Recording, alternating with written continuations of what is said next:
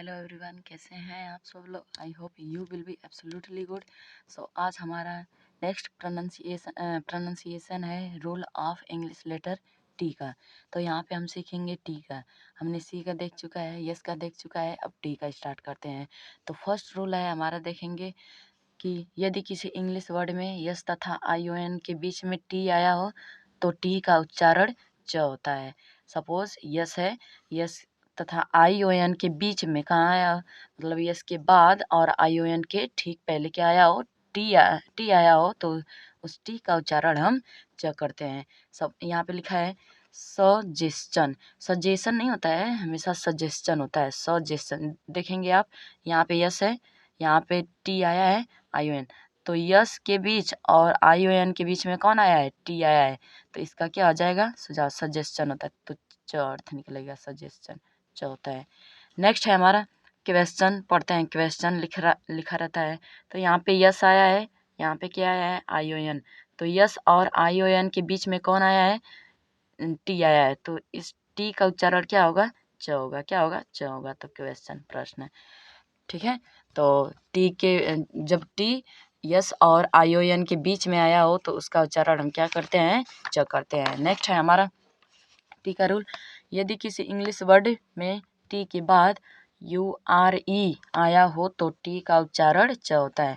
जैसे आप वहाँ पे देखे हैं कि यस और ION के बीच में आया हो तो च होता है, और यहाँ पे टी के बाद क्या आ गया हो, URE आया हो तो हम क्या उसका उच्चारण करते हैं, च करते हैं। जैसे लिखा है फ्यूचर, और फ्यूचर लिखा है तो टी है, टी के बाद क्या आ गया, URE आ गया है, तो इसका फ्यूचर हो जाएगा, ठीक है। नेचर, नेचर देखिए बहुत लोग पढ़ देते हैं नटूरे, है ना, नटूरे को फटूरे यही सब बोलेंगे, अगर नहीं पता रहेगा तो नटूरे नहीं पढ़ेंगे, इसे क्या पढ़ेंगे, नेचर, क्योंकि टी के बाद URE आता है तो क्या होता है, टी का उच्चारण च होता है, नेचर, स्वभाव जिसे बोलते हैं। पिक्चर, कैप्चर, लेक्चर, टॉर्चर, ठीक है। तो ये आपके एग्जाम्पल्स रहे। नेक्स्ट है हमारा, यदि किसी इंग्लिश वर्ड में टी के बाद IE, IO, IA आया हो तो टी का उच्चारण बड़ा स करते हैं। जैसे लिखा रहता है पेशेंट, पेशेंट का रोगी होता है ना, तो पेशेंट देखिए टी है और टी के बाद क्या आया है, IE आया है, तो क्या चीज़ आना चाहिए, IE, IO, IA, या IE, IO, IA। इसको गाइज आप लर्न कर लेंगे तो वेरी इजी हो जाएगा। तो पेशेंट रोगी, तो सन। रेशियो, रेशियो यहाँ पे लिखा है, रेशियो का मतलब होता है अनुपात। देखिए टी के बाद क्या आ गया है, IO, IE हो गया है, IO। अब देखिए पार्शल, पार्शल होता है, पार्शियल लोग बोलते हैं। अब नहीं मालूम रहेगा तो पार्टियल कोई अर्थ निकालेगा, इसका प्रोनाउंसिएशन करेगा, तो पार्सल होता है, क्या होता है, बड़ा सर। इस टी का उच्चारण बड़ा सर तब होता है जब टी के बाद क्या आता है, IE, IO, IA आता है। So I hope you got it. Next है हमारा टी का रूल, देखेंगे। यदि किसी इंग्लिश वर्ड के अंत में टी आया हो और या टी के बाद कोई वावेल हो तो टी का उच्चारण ट होता है।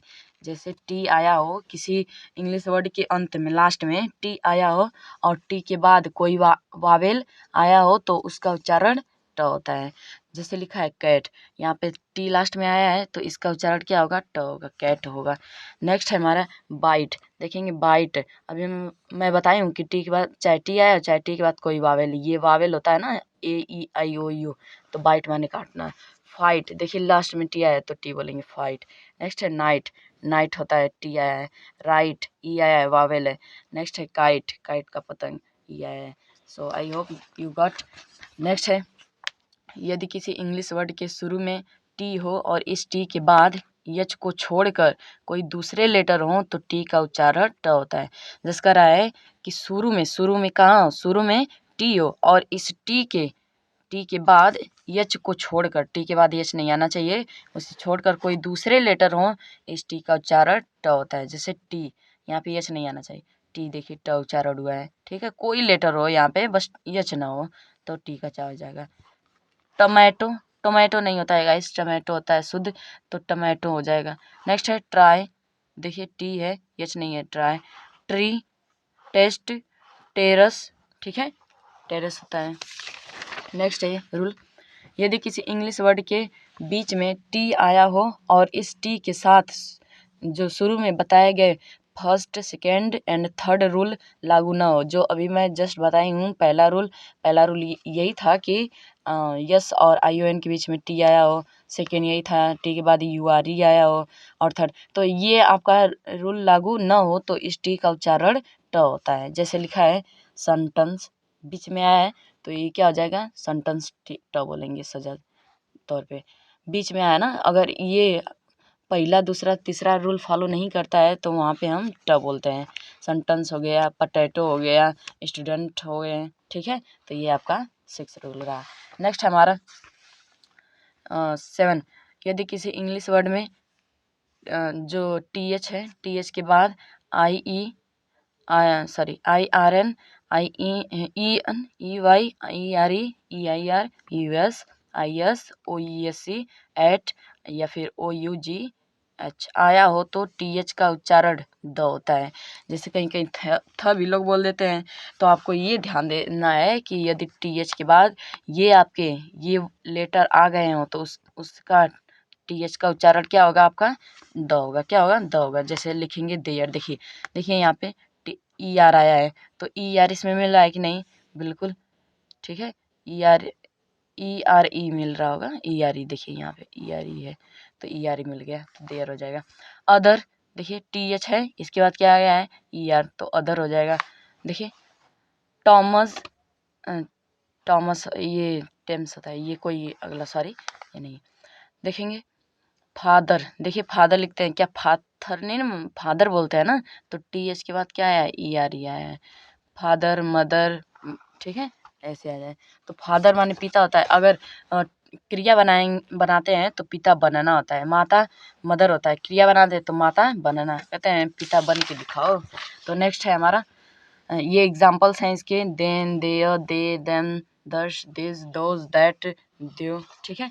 नेक्स्ट है हमारा रूल, यदि किसी इंग्लिश वर्ड के शुरू में है TH के बाद EM, EN, EY, ERE, ER, EIR, US, IS, ये जो है, जो भी जस्ट मैं बताई हूँ कि EM, EN ये जो है अगर नहीं आए TH के शुरू में, जो शुरू में TH हो, TH के बाद ये चीज़ आपका नहीं आया हो, बल्कि इनके स्थान पे कोई और लेटर आया हो तो TH का हिंदी प्रोनाउंसिएशन था होता है। यदि ये आए हों EM, EN, EY, ER, ERE, EIR ये अगर आए हों तो आपका तो द होगा, आप अभी पढ़ के आ रहे हैं। लेकिन अगर न आए हों तब क्या होगा, दूसरा लेटर आया तो था होगा। जैसे थीन, क्या इसमें से ये IN आया है, दिख रहा है, नहीं दिख रहा है तो इसको था पढ़ेंगे थीन शुरू में।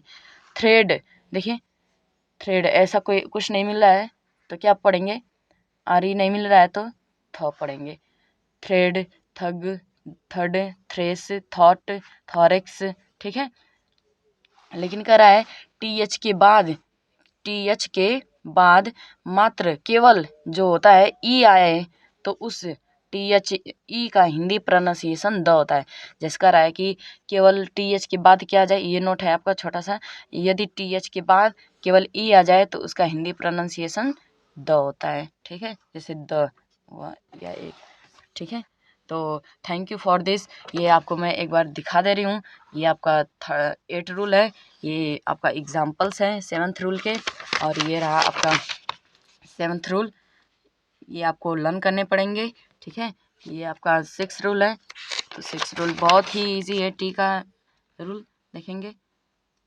सो I hope you got it guys and you are going to right direction. And ये 3rd रूल है, ये आपका 1st रूल है, और ये 1st रूल रहा आपका। तो thank you for this, so I stop this.